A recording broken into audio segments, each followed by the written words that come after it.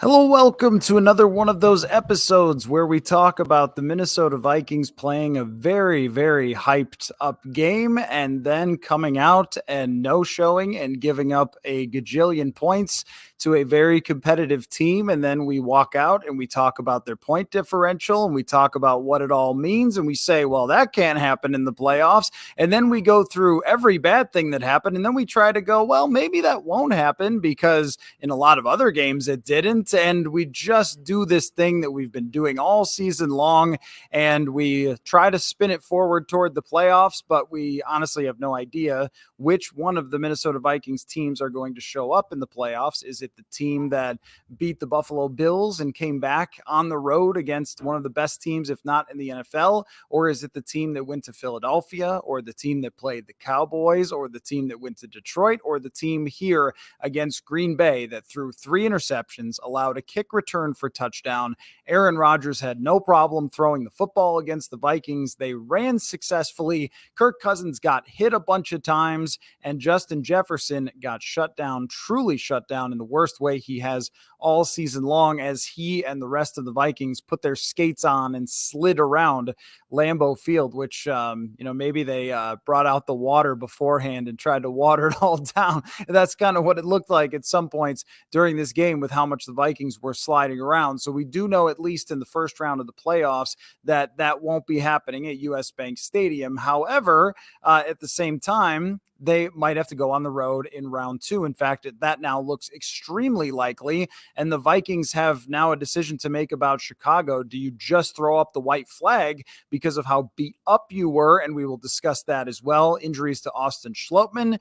Garrett Bradbury has been out with a back injury. And then what might be serious with Brian O'Neill, which could be really crushing to an offensive line that has already given up a ton of hits to Kirk Cousins. So injuries coming out of this one as well. And that one injury from the very start of this game, Paul, it really seemed to just completely throw them off. And we've talked about at different times how the offense has been entirely healthy outside of missing Garrett Bradbury for a few games. But Austin Schlottmann is an experienced center who's taken a lot of snaps all the way from the back of, preseason and mini camp and OTAs. Like, he's been with them for the entire ride, but Chris Reed has never played center before in a game. And they came into this one with almost no depth. And right from that start, it seemed to throw them off because they begin with this punt block. Like, okay, they've got the ball starting right out the 1 yard line, not punching that in, choosing to go with the field goal, trying to run behind Chris Reed after he came in for Schlottmann, who, by the way, is going to be out for the rest of the year. He broke his fibula, so he's not going to be coming back. And now they'll have to hope that Garrett Bradbury is back at 100%, because clearly Chris Reed is not prepared to be a center, as they couldn't get on the same page with almost anything. I mean, they had all sorts of issues with delay of game. There was guys jumping off sides. At one point, Kirk Cousins is just clapping himself silly, just trying to get the snap off, and yet that seemed like they couldn't communicate. I mean, this is one of the toughest places to play on the road anyway, and much tougher to have a center come off the bench. And that seemed to shake them from the very start. And then, nothing really went right after that. 3 interceptions. One of them, Jefferson falls down. It gets tipped. 2 other ones you could probably put on Kirk Cousins for either misreads or bad throws. But it was one of those games where they couldn't get the running game going right from the very beginning. And then everything kind of fell apart from there. TJ Hawkinson didn't have a very good game, a couple of plays that maybe needed to be made there, but more than anything, it was kind of one of those classic what happened there Kirk Cousins performances. And then on the defensive side, you just can't leave them to their own devices. I mean, this game had the potential to be one where it was 2 teams sort of bludgeoning each other and making lots of mistakes and whatever else. But when the defense is called upon to make some plays, they're just not going to do it. I mean, that's just who they are. They had a red zone stop, and there was sort of that like, okay, well, maybe they'll rally themselves together a little bit, but that was not to be with a quarterback like this, a running back like Aaron Jones, who continues to prove he's phenomenal, and a Packers offensive line that was actually healthy. And, now the odds are almost nothing that the Vikings will face the Packers in the first round, but they left the door open for Green Bay to get in the playoffs. They had an opportunity to come here, put the Packers out of their misery, shut up Jair Alexander, who did the gritty right in Justin Jefferson's face, and say, bye-bye, Packers. We're the future of the NFC North. See you later. Watch us in the playoffs. And instead, if that team wins against Detroit, they're in the playoffs next week. But now there's really a collision course for the Vikings to probably play the Giants again, who played them right down to the very end. So there is that feeling. But unless San Francisco loses to Arizona and David Blau next week, the Vikings have lost the number 2 seed and dropped down to the number 3 seed with a very, very, very disappointing performance here. Paul, your thoughts? Yeah, I think it's just overwhelmingly like early on in the day, the Eagles lose and suddenly the Vikings have not like a decent chance at the 1 seed. If they can win out, Gardner Minshew did not look good against the Saints. And you're saying, oh boy, is there a chance that the Vikings can do this? So they had everything to play for today, but it looked like it looked like they didn't want this game or something, because it was just from the very beginning, the Packers outclassed them physically on both sides of the ball.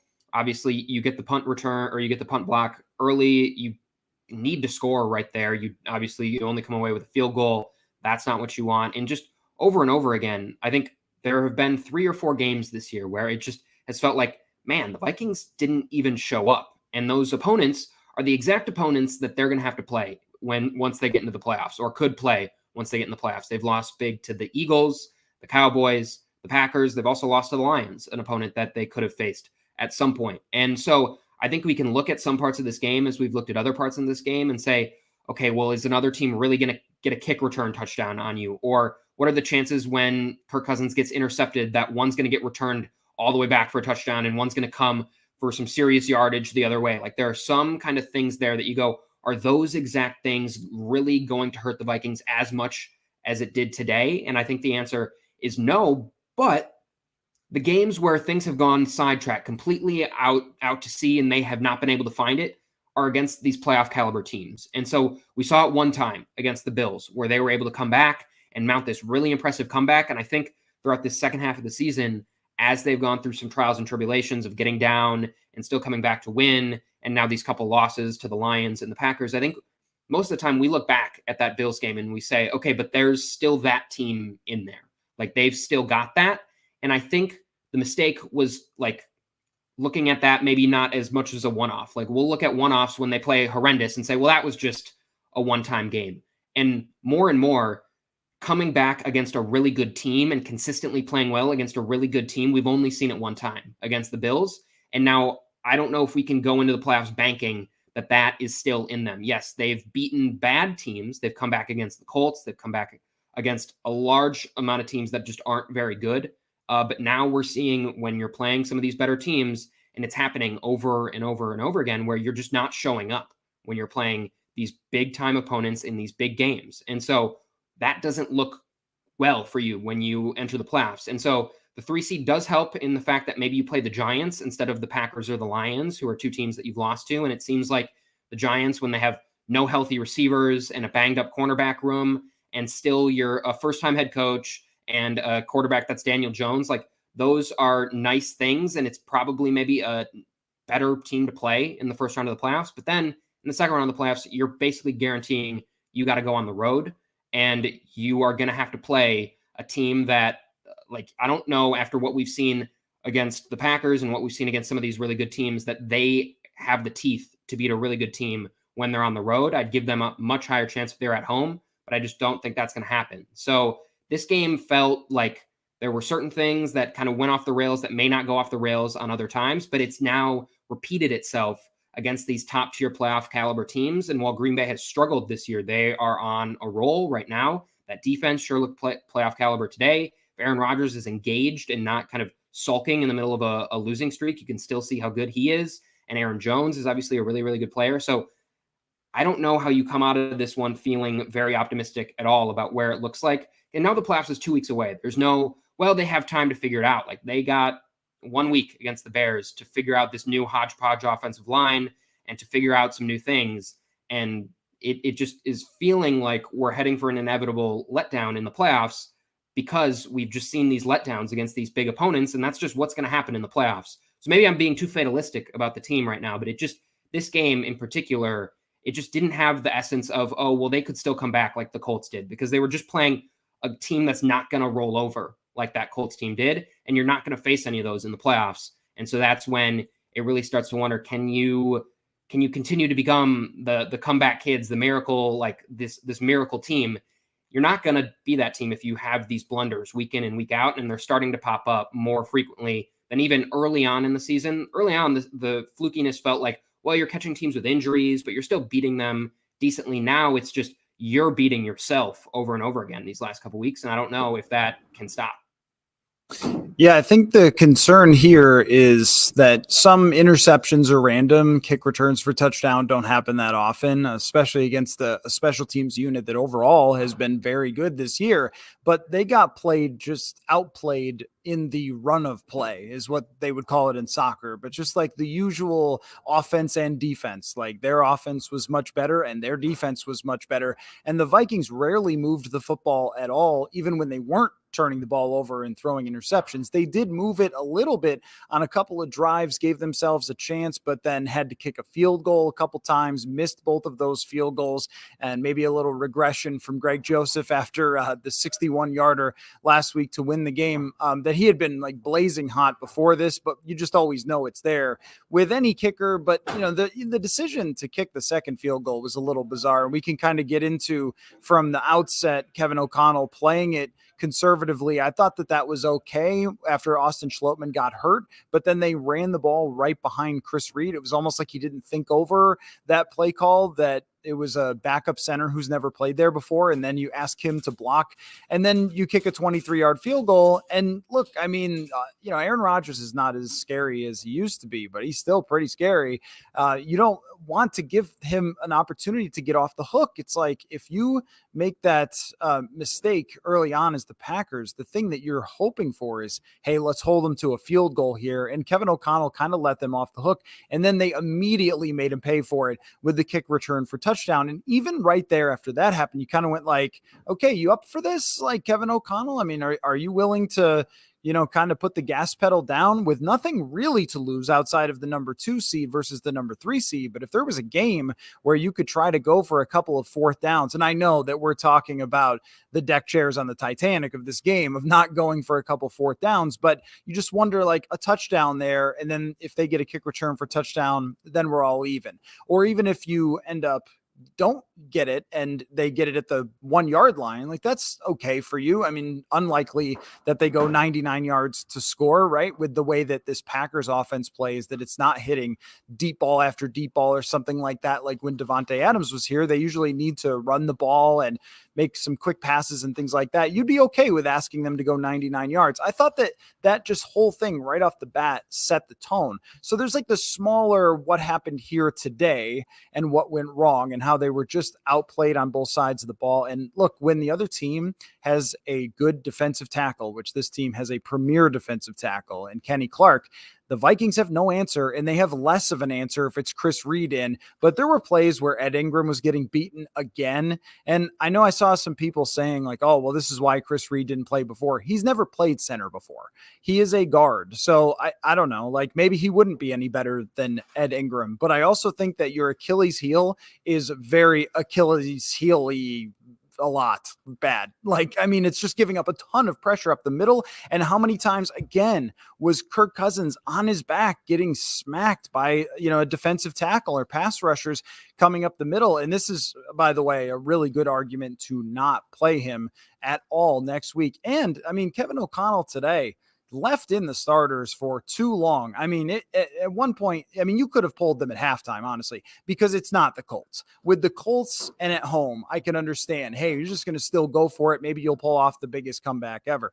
That was not happening here today. You weren't changing your fate. You weren't going to change what happened in San Francisco by playing him. You were only going to have him get hit in the face a couple of more times. And they actually kind of got let off the hook with the interception because then he didn't have to stay on the field any longer. It was like, okay, that's it. Bring in Nick Mullins, who finished with a perfect passer rating, by the way. Quarterback controversy? Who's to say?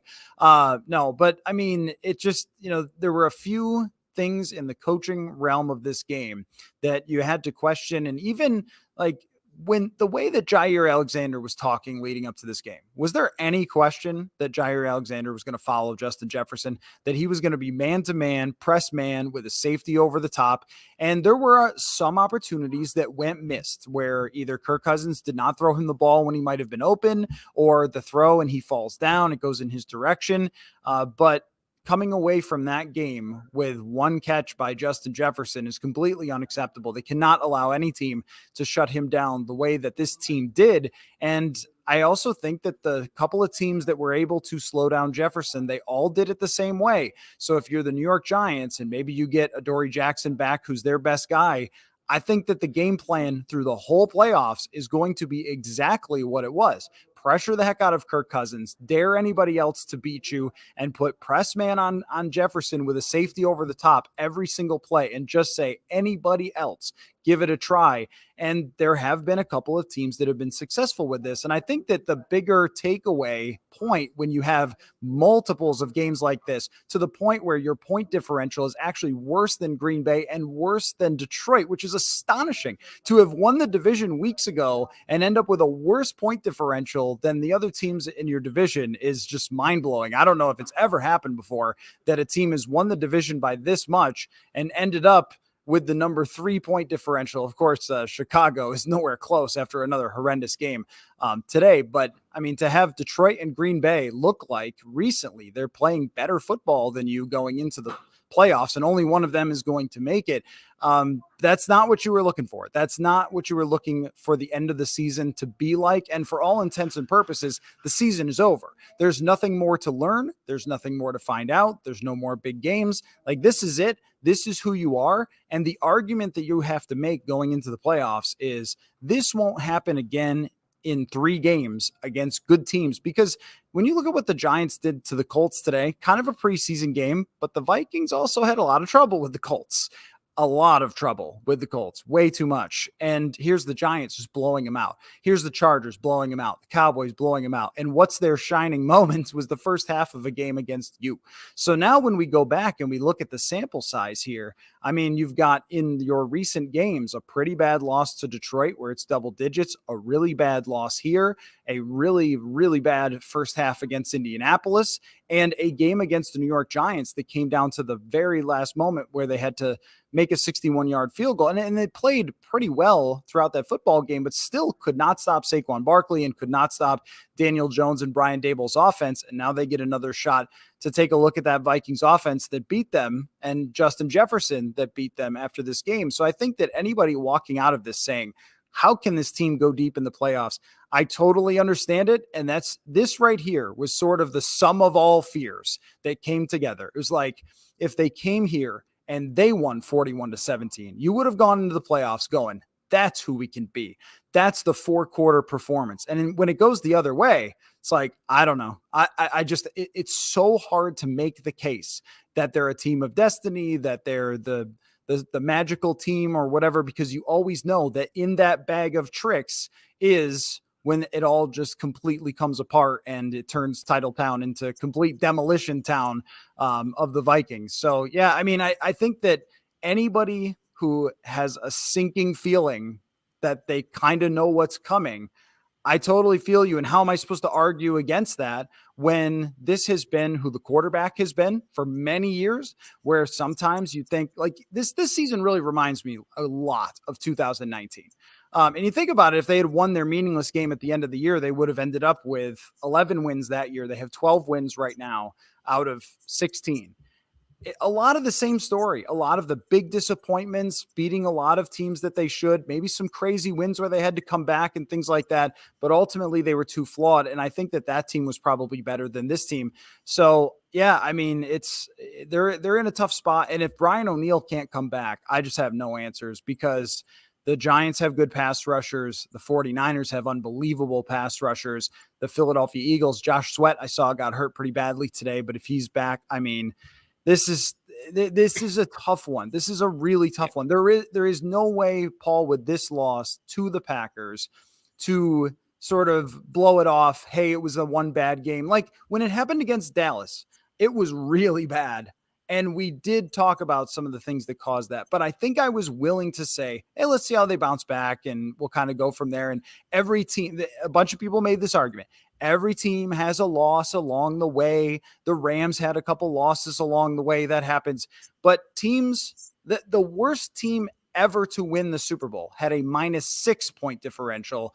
The Vikings are well below that now. So that's tough. Yeah, this is a really tough one, I think, for Vikings fans to take. Yeah, and now they're looking at if Garrett Bradbury doesn't come back, you're looking at a Chris Reed, Ed Ingram, Oli Udoh right side of your offensive line. Even if you throw in Garrett Bradbury there, it's a Bradbury, Ingram, Udoh side of the line. Like that shouldn't inspire any sort of confidence. Christian Darrisaw could wrap up 2 men and it wouldn't matter because they just all come on the other side. And Udoh can survive for a play or two there, but you see later in a big spot in the game, I think actually maybe it was Ingram on the one that Kirk fumbled. They get the pressure in a big moment, and that's what happens. And you laid it out. The Giants have Dexter Lawrence and Kayvon Thibodeau. The entire 49ers defensive line is not one you want to see. Even if they lose and you end up, that means you're probably playing Dallas and you get the Micah Parsons experience again. Like none of that is good. And so if you're looking at places you don't want to have issues with heading into the playoffs against these specific NFC teams, having a weak offensive line has to be right up there because there really is not a team, sans if they somehow play like the Seahawks, where you go and you say the other team you're playing has a bad defensive line. Like you're going to just play studs the rest of the way here. And so it's going to be a massive issue if they can't get Brian O'Neill back. And from Kevin O'Connell's comments, it sounded like they expect to at least, not have him for a little while. They still have to see the MRI. But this injuries like this aren't normally just a singular week or you come back and you bounce right back. So they have to play for extended periods of time without Brian O'Neill. That becomes a really, really dire situation because those were your two kind of blocks you had on the side, Darrisaw and O'Neill. And you saw when Darrisaw came back, they became a better rushing team. You can just tell Kirk is a little bit more confident when he has those bookends. Like, why wouldn't you be? And so now when you're having to worry about what Oli Udoh is going to be doing, and then their teams are doing more to stop Justin Jefferson, to disrupt your timing, suddenly that happens where you're throwing to TJ Hawkinson 12 times and you're throwing to KJ Osborne 7 or 8 times. And they're solid players, but your bread is buttered with Justin Jefferson, and he had 1 catch for 15 yards. And so that cannot be how things go. And I think with a week of game planning, like I think O'Connell can do some things if it has to be a Reed and Udoh like lineup. Like that was not what he expected to play this game with. That was not how they were expecting to have to play this game. So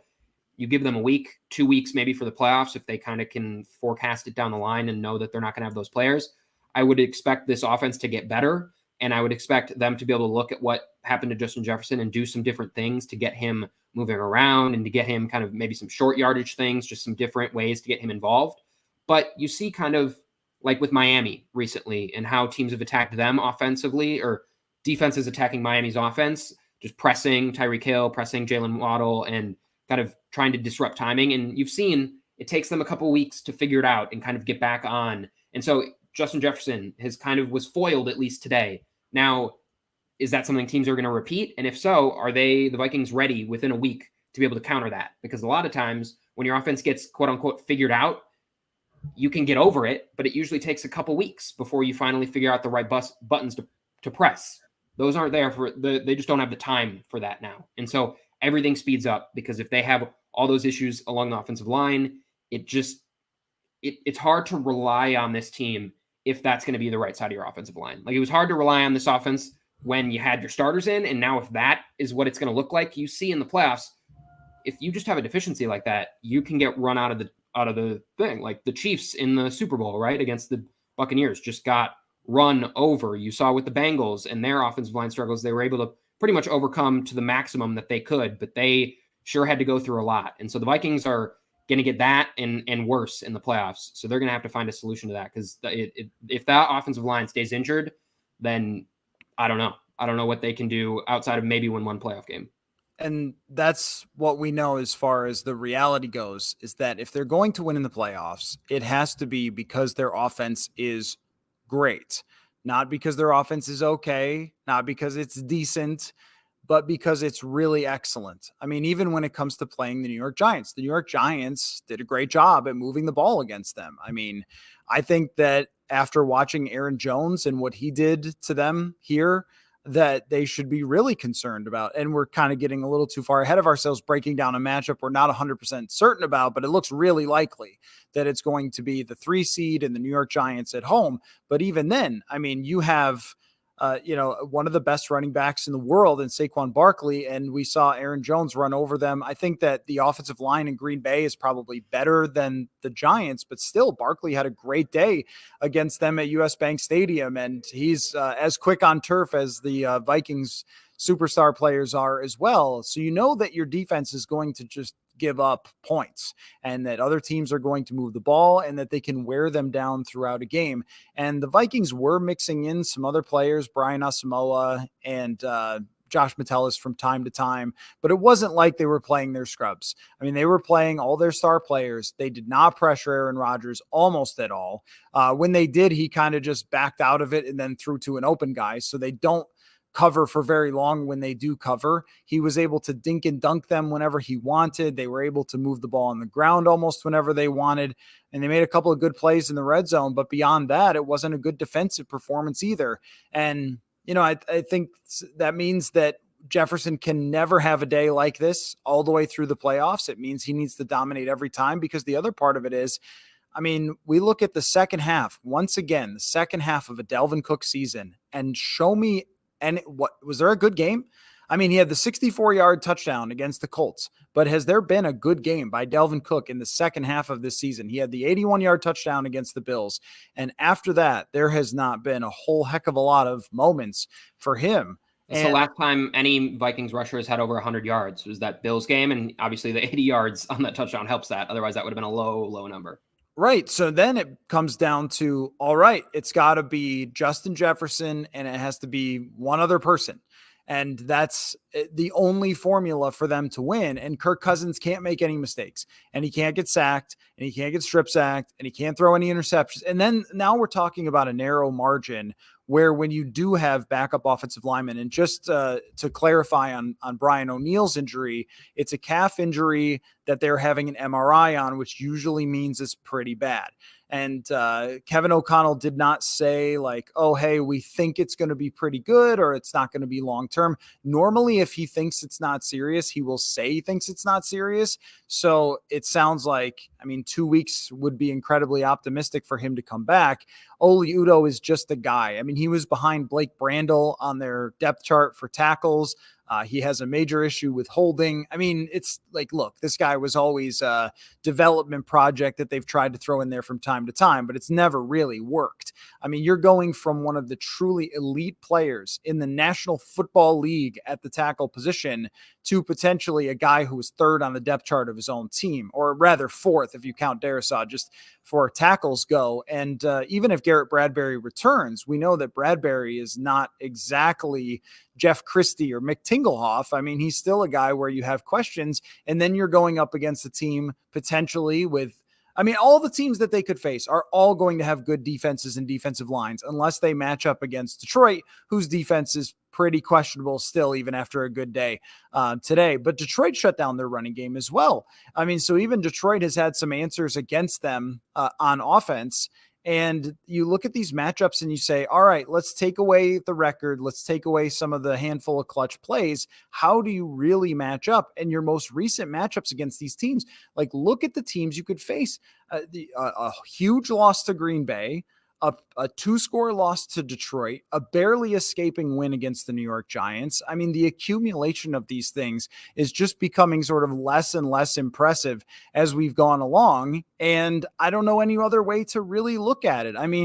To guarantee anything happens in the playoffs, I think would be foolish, because it's the NFL playoffs and you absolutely never know. And if you watch the Rams and Bucks game last year, at first the Rams are way up and we think what an embarrassment, and then the Bucks come flying back, and then the Rams have a huge play at the end, and you could see a game going that way.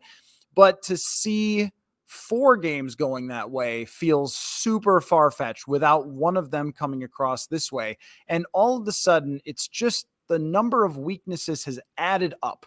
And it's like, this is what happens when the accumulation of all the weaknesses. It's like if you're playing some sort of casino game and you pull the thing and it goes, and some weeks all three footballs come up and your special teams makes a great play and your passing game to Jefferson's amazing and your defense gets 2 interceptions and you win. Bing. But a lot of times you only win by a score. And if we pull that slot machine and any one of those things does not show up 3 footballs, instead it shows up a, explosion or something, which is what happened today, then you just lose.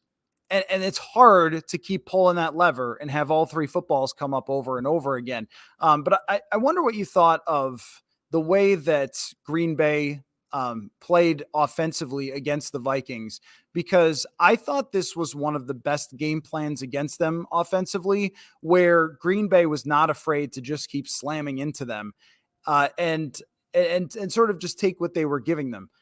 Because a lot of times what has happened to opposing teams when they've either fallen apart when they're ahead or they haven't been able to finish a comeback against the Vikings is they get a little antsy. They get a little sort of out in front of themselves, take a couple of risks, and then you have an interception or some problem happen. But I thought in this game, it was like Rodgers was not going to give you the ball once he got a lead.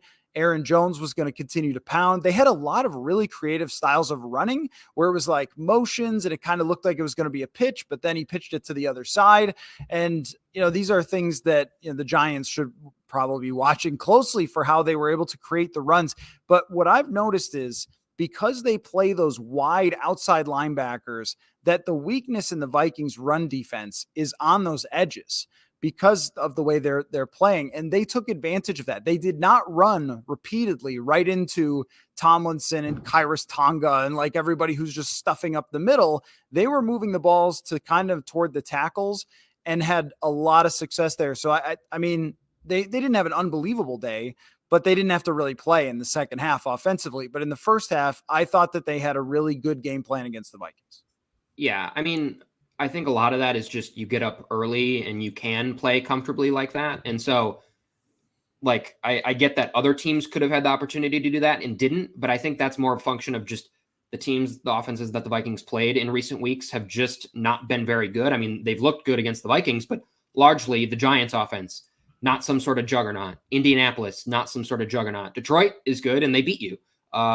New York Jets, not exactly a juggernaut. Patriots, like, these teams where they've been able to keep it close defensively and then can kind of buy at least enough time for the offense to get going or for the offense to have one of these late drives, largely came against teams that are not good at all on the offensive side of the ball. And so I think maybe some of it was the game plan, but I also thought really early on in this Vikings game, obviously the first drive, they get them to punt. And then, right away as they were starting to shoot themselves in the foot with kind of that second offensive series where they only get the field goal, like the defense was at least still capably keeping them in it in the first couple drives. And then once they got up and Green Bay could kind of just sit and run and then take their shots when they wanted to and kind of were able to get comfortable, that's when they just kind of really started to dice up the Vikings. So had this game been closer and you forced Rodgers to feel like he needs to make some plays down the field, that's kind of when you've seen him be errant this year, when he's thrown deep balls, when he doesn't need to be throwing deep balls into coverages where he's forcing turnovers. Like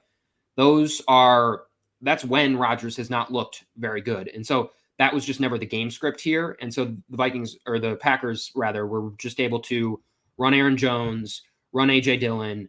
And when they needed Rodgers to be effective, he could be effective because the Vikings had to try to stop the run. And you still got Duke Shelley and Patrick Peterson out there. So I think the game plan was solid, but I also just think it was a competent NFL offense. And that is enough some of these times to not shoot yourself in the foot and to not just start giving away games. So I think that was a really, really big part of it. I think they did some good things, but I think for the most part, it's just the quality of opponent the Vikings have had in the second half. They played some good defenses. The Jets are a good defense. The Patriots are a good defense, but they haven't really played many good offenses. The two that they've played are now the Packers this week and the Lions. And both of those were bad games for the defense largely, and obviously both the two losses for them. What's hard when having the conversation right after they got demolished is to sort of try to keep perspective on what one game means, right? Like the San Francisco defense is amazing, and yet somehow Jared Stidham put up a bunch of yards on them, because sometimes that happens in a single game. And I was just reminded of exactly the same way I felt, only not at this stadium, but at US Bank Stadium in 2019, after they lost in week 16. So the second to last week of the season, then to the Packers. And it was just like this. I mean, they got their faces beat in, and it wasn't like the Packers played unbelievable offense, but it was definitely good enough. And they ran the ball well, and their defense was outstanding, and they created pressure. Zadarius Smith in that game was dominant, not so much in this game. But Kenny Clark is one of those guys where whenever he retires, they can have a celebration, kind of like Akeem Hicks, like when he moved on, like have a big celebration, because that guy just destroyed you time in and time out. And that's exactly what Kenny Clark did again here in this game, of course, and has done many times before. But then 2 weeks later, so they rested their starters, and we'll have that discussion in a second. But they rested their starters, and they came out in New Orleans and fumbled on the first drive. And I will tell you, I was in the Superdome, and it was as loud as I've ever heard. And I thought, this is over. This is just over. Everyone's getting fired. Like, this whole thing is burning to the ground. They came back and they won that game. But ultimately, when they went to San Francisco, it just wasn't enough. And that's kind of the same feeling here, where it's like, once you've seen all the weaknesses over an entire season, you start asking yourself, can you cover those up over a long period of time in the playoffs? Because think about how long the playoffs are.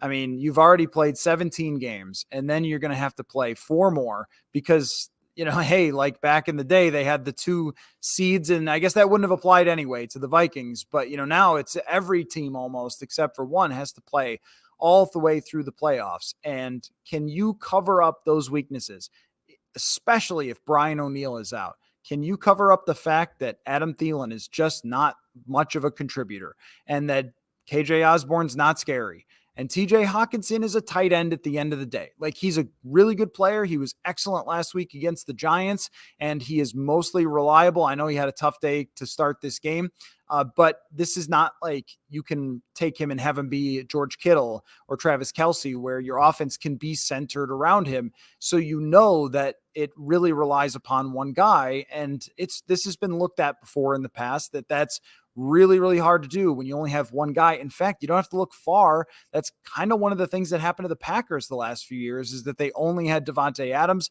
and he got slowed down in one game, and that was it. Like, it was 2020 Tampa Bay. They slow down Devontae Adams in the second half of that game, and Tampa Bay wins. And even last year, San Francisco, the bad weather, Devontae Adams wasn't a huge factor. San Francisco wins. It's like the same thing might be coming for this team, and there's no more solutions. So I don't want to write their obituary and say that this is over. It was all a waste, that those 11 one-score wins weren't fun, and none of this matters, and everything else. But it's really hard now. In fact, they made it way harder today.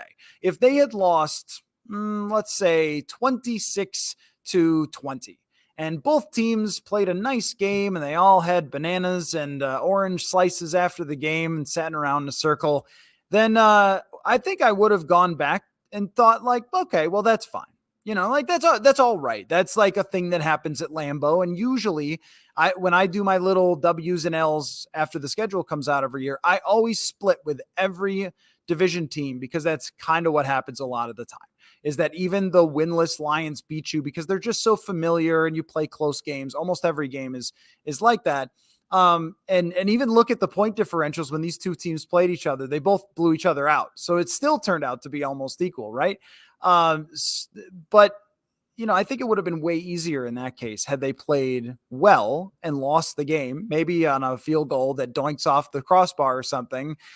That would have been easy to talk about, and how it didn't really change anything. But this kind of does change something, doesn't it? Like, I can't walk out of Lambeau Field here tonight and say that this changes nothing with the way that I view their playoff chances.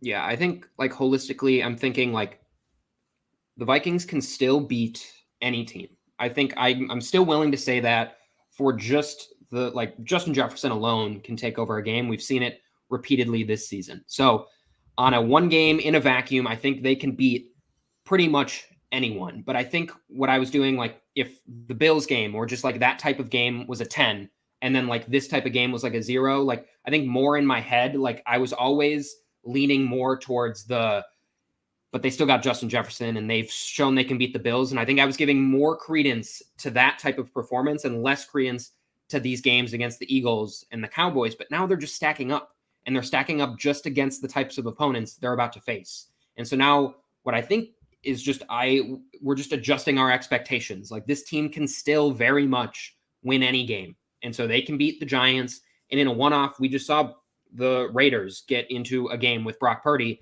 I think this Vikings team's better than the Raiders. So I still think like on a game-to-game situation, they can win any of those games. But I think I was approaching a lot of those games as kind of a 50-50 proposition. And I think at this point now, you just have to look at it and say, with the holes that they have on the roster, with what they've put on the field, especially against NFC playoff teams, like that can't be the expectation that they can beat anyone. Like they certainly can, and they can get hot. And we've seen this team get hot, and we've seen teams like it get hot in playoff runs.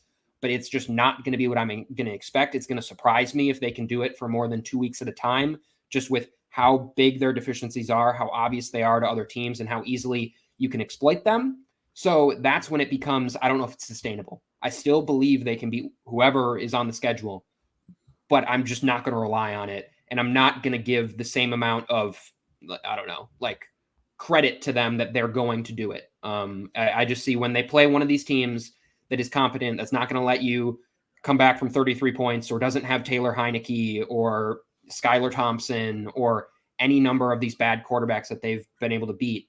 Like it's just going to be harder. The margin of error shrinks, and kind of all that stuff the one score stuff starts to crumble because they've gotten blown out by all these big teams. So it's really just me readjusting and saying, I'm now entering the playoffs with lower expectations than I think we should probably have for a 12-4 team. But that's just the kind of where we're at with this season and where we're at with this Vikings team, because it does not look good against playoff caliber teams in big moments with big pressure. Like you could have knocked the Packers out of the playoffs, and that's a massive game for you. And you had a chance to stay within the number 1 seed, and you didn't do it. Like when you played the Cowboys, you had a chance to really put your foot down and say, we are a serious contender. They didn't. In week 2, they could have done that against the Eagles. But each time they've run up against these teams with real stakes involved for them, they haven't been able to do it. And so now it's not just, well, a couple things didn't go your way. Micah Parsons kind of destroyed you right at the beginning. Everything falls apart. Well, now that's happening 2, 3, 4 times. So that's becoming more repeatable. And it's just something we have to account for more often than, well, it just kind of didn't go their way. It's feeling more and more like that type of scenario is going to happen in the playoffs. And then what do they have to counter it? When you look at the point differentials now, and I won't belabor the point, but the Philadelphia Eagles are plus 127 even after a bad loss with their backup quarterback in. The Cowboys are plus 145. The 49ers are plus 148. And the Vikings are minus 19. I mean, even if the Vikings blow out the Bears, they couldn't even begin to approach those teams. And this was kind of the point that I made earlier this week. And some people didn't like it, but this is how I felt. I just didn't feel like they were better. I just didn't feel like they got better throughout the season, that the same issues kept cropping up, the same way that they won happened, and the same way that they lost happened. And what you wanted to see was some of those edges smoothed out. So after you win in Buffalo, you take some of that and then go through and play another close game against Dallas, which they didn't do, or blow out a team or close a bad team out or whatever. Like just solve some of the problems that you have. But what we come to with this, and this is why this reality of this game is so harsh, is because it's like, this was the last chance. It was sort of the last, like if you ever play one of those board games where your little guy has to go on the journey and you've rolled the dice enough times, you kind of got to the last one, the last little square. It was like, this is your last one to kind of roll a perfect score. And they didn't even come close to that. They didn't even roll a good score. And so now it's really hard to argue that they'll, not have a game come up snake eyes. I think snake eyes is bad, right? Like they won't have a game come up snake eyes at some point against those teams that have, over a accumulation of a full season, just played much better football than them. If you outscore your opponents by 148 and another team is minus 19, you have played much better football to get to that point than that other team has on the whole, on the accumulation of a play-by-play basis over a full season. And even if we do the, like, you are what your record says, I mean, you still have these other teams that have the same or better records going into it, but they have better resumes. And again, that makes it really tough. And so I never have bought in at any point on this show's history to the just get in and see what happens.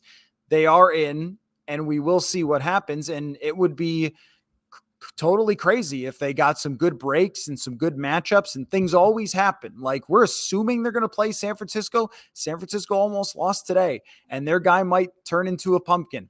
And you're right in the comments that I haven't played board games in a while. So I was trying to like think of one, like a Candyland, maybe, where you kind of go through, I don't know, Mousetrap. Maybe it's maybe like, they got caught with the little mousetrap thing. It's like chutes and ladders, and they keep getting close to the finish line, and then they hit one of those ladders and they fall all the way back down to the beginning. Maybe that's the apt comparison. That could be. I probably took a couple of them and put them together and ended up with something pretty bad there. But either way, everyone understands what I mean. It was like the final square to roll the good score and to win the prize of us believing in you. Because if the score was switched to this game, I think we'd be walking away going, okay, all right, bring on the playoffs.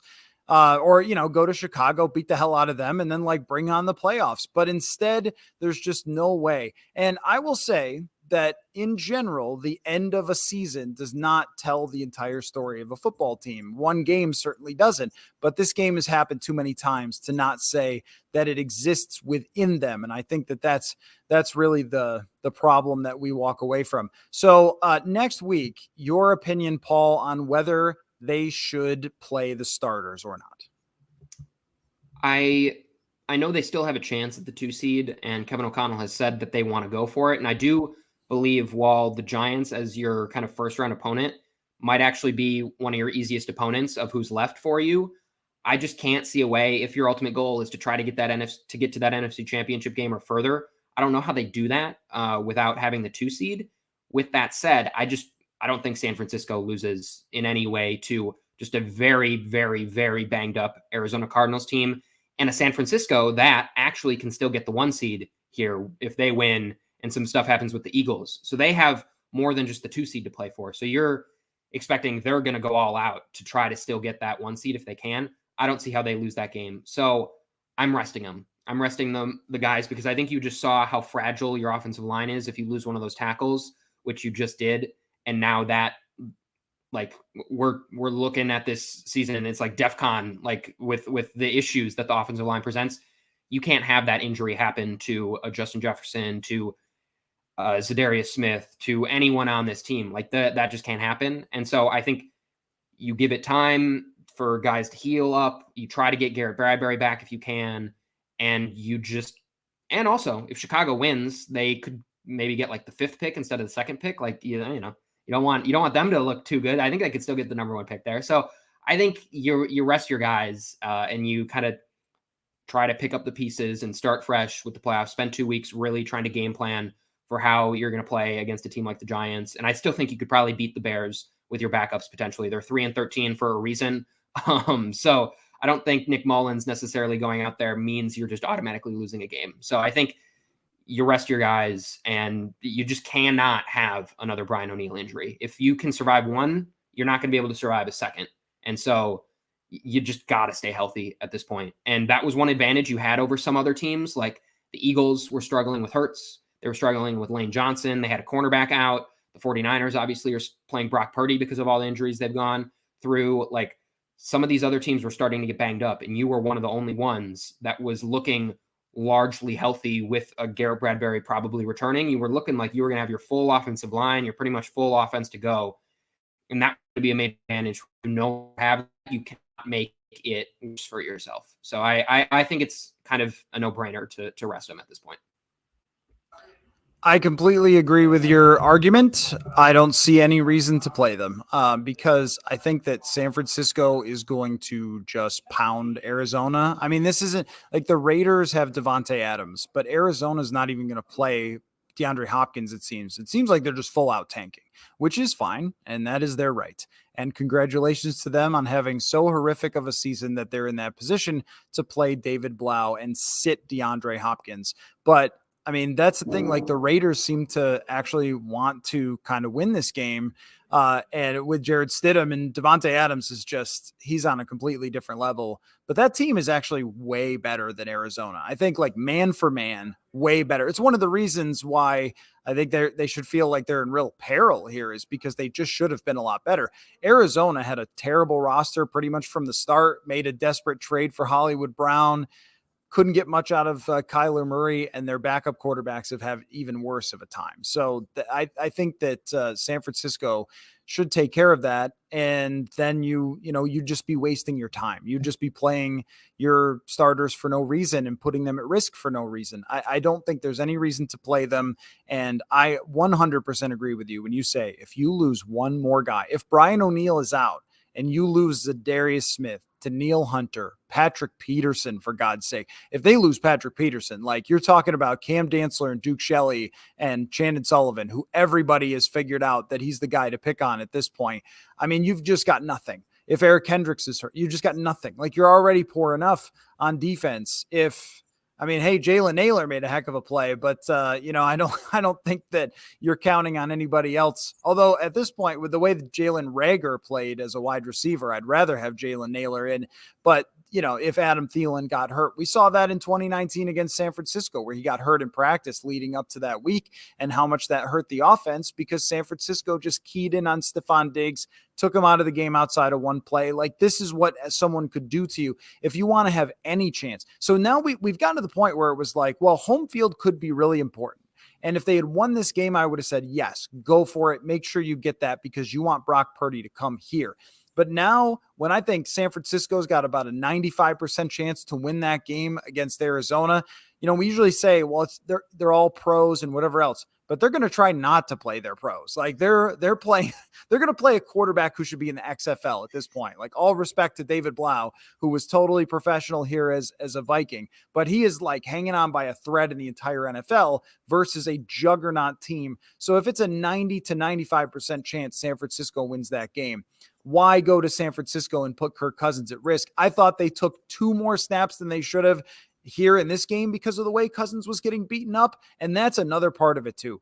This guy has taken so many hits this year. And you have to think the accumulation of those hits adds up to everyone hurts more than the last one. And, just in the locker room, looking at Kirk Cousins sitting at his locker after the game, I mean, that guy just took an absolute beating in this game. And you want him to get a full week to try to recover and get back to 100%. You want Adam Thielen to rest the knee that he seems to have been dragging around for a while. Zadarius Smith hasn't had a sack since when? Since you were in your teens, Paul? It's been a while. I mean, for a guy who's had an amazing season, it has been a while since he's gotten to the quarterback. And, that's another guy who has battled with some injuries throughout the season that I see no reason to play. So I think that they should go from, well, hey, let's go for it to get that extra home game too. You got to win the first one to even get to the second one. And the only way you win the first one is if you are at 100% health. So I think they will probably do that. If they don't, I think I'll question it now. I was at a point where I thought if they won here that I wouldn't question them either way. I'd be like, okay, it's a tough call. But now after the way this went down and showing how one injury can just kind of send them spiraling, like, I don't know. I don't think it's a very smart idea to play them in Chicago. So let us give our final thoughts, Paul. A big audience here tonight deciding to watch us break this one down, and hopefully cathartic for some people who I'm sure planned their whole day around this. I know I did. I woke up at 8:00 in the morning, got in the car, drove down to Green Bay, really struggled to find the parking spot because they changed it on us. Screamed into the stadium, grabbed myself a brat. And, it was a lot of wasted fuel to come all the way down here to see them just completely get bludgeoned. So I'm sure there's a ton of disappointment from Vikings fans, a splash of cold water in the face. But when it was Dallas early in the season, and I'll just keep rolling and give you the final word. But when it was Dallas earlier in the season, I think it was very easy to say it happens. It's okay. It's not a big deal. Like every team has had their moments and, move on and learn from it. And when it happens at this point in the season, then it's so much more serious. It's so much more daunting. It makes you really question them so much more and also play into what everybody has been saying about them is what this really does. Because this not only represented an opportunity to end Green Bay's season, which should have been motivation enough, but it also represented an opportunity for people to stop saying the things that they've been saying about what the Vikings are. They've been saying they're lucky. They've been calling them frauds and everything else. And I don't think that some of those things are completely fair, but who's going to tell those people to shut up? I also wanted to mention something that just sort of went by the wayside. Justin Jefferson is as great of a superstar as there is. I have tremendous respect for how he's handled himself in superstardom. So I don't want this to come off the wrong way. You can't do that. You just can't do that. Like, you can't accidentally hit a referee while trying to throw your helmet. You just you cannot do that. You can't have a meltdown. And he's done this before where he's had a little meltdown at times. And this season he's been so good where he's never had those, but at times he has had these kind of little Stephon Diggs type moments, or maybe even worse when it came to this, because hitting that referee, like, he could have been thrown out of the game for doing that. And I think he kind of got lucky that it's clearly an accident. I know he didn't mean to do it, but like having a temper tantrum out there just because it's not working out for you, that's not something that's going to go very well in the playoffs. And you're supposed to be the team that doesn't lose your head. You're supposed to be the team that no matter how much you're down, you're always calm, you're always cool, you're always one play at a time and come back. And they were not that here today. He was not that here today. So, I just think, that they showed a lot of their weaknesses here today were kind of all on display at the same time. And had it been random stuff, 3 interceptions and a kick return for touchdowns, pretty bad as far as random stuff goes, but they didn't move the ball. They didn't stop the other team from moving the ball. And had they had no turnovers, they probably still would have lost in this game. So, I think that it was everything that everyone was nervous about. Every person who emails us and says, hey, you guys got to believe in this team. And it's like, well, then they can't do this. And then they did. So I think going into the playoffs, it's going to be very similar to 2019, where there's just a lot of nerves. There's a lot of, is that what's going to happen when they get to the postseason? And had this gone differently, that wouldn't be the feeling. And you can have the final word, Paul. Yeah, I think what I just realized mostly today is we knew this Vikings team was flawed despite its 11-0 one-score record. And all year we'd been saying, well, the NFC is very flawed. One, I think the NFC is looking and rounding into form here with Dallas and Philadelphia and San Francisco all looking like legit teams despite their flaws that they have on their team. But I think the Vikings have the most glaring issues right now of any of those teams. And so when you look at the offensive line struggles, when you look at just the porousness at which the defense plays on a week in and week out basis, those are just not flaws I can see them hiding for multiple weeks with. And I think today that came to fruition. Just we've seen the offensive line struggle throughout the year. Today they were really bad. We've seen the defense struggle at times. Today they were very bad. And I think it just clarified for me that I get that they're flawed teams and every team has their flaws. I'm just not sure the Vikings don't have the worst of them right now with the way that the offensive line is playing and just with their inability to do anything defensively that gives teams headaches, that makes them struggle, that makes them concerned. Yeah, we may get a turnover once or twice on you, but if you just play solid football over a stretch of a game, you're going to score 25, 30 points with ease. And that means we have to be perfect on the other side. And they just have now an injury that's going to make it very, very difficult for them to do so. So I think my major takeaway is just the flaws are kind of becoming more and more clear, more and more abundant, and in each spot worse than they were earlier in the season. Teams that win Super Bowls peak right now. And this Vikings team does not feel like they're peaking right now at all. It feels like they'd have to be resurgent and they'd have to peak without really any warning or notice in the next couple of weeks. And I'm just not sure that is going to happen. Other than that, still a great night. To quote Steve Harvey, at least we all got through it. That's the nicest I can do at the end of this podcast. But this doesn't mean they lost in the playoffs, is the best that I can do for anybody. But it's going to be much harder, I think, after this for people to hold out hope in the playoffs. So thanks everybody for watching. Thank you for your time, Paul. And we will catch everybody after next week. I'm not sure exactly how much we will be breaking down, but at least by then we'll have a good idea. I think they might be moving that Packers game against the Lions, so I'm not sure, but we should have a better idea. We'll have plenty to discuss, I'm sure. So thanks everybody for watching, and thanks, Paul, for your time, and we will catch you next time.